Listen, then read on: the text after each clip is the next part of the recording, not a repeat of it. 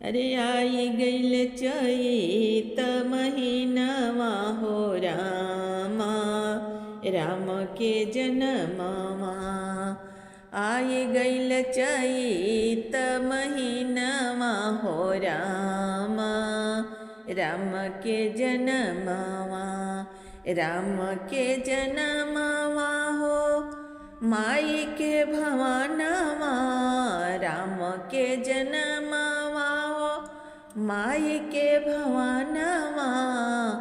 अरे आई गईल चैत महीनवा हो रामा, राम के जनमवा।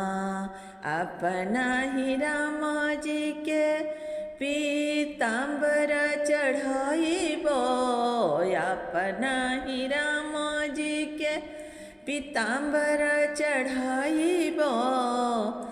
अरे माता के चढ़ाइबो चुंदरिया हो रामा, चैत महीनामा आई गईल चैत महीनामा हो रामा, राम के जनमवा।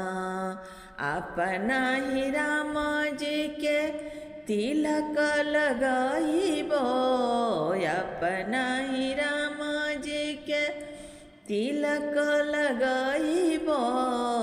अरे माता के लगाइबो टिकुलवा हो रामा, चैत महीनामा माता के लगाई बसंदूरवा हो रामा, चैत महीनामा आई गईल चैत महीनामा हो रामा, राम के जनमवा।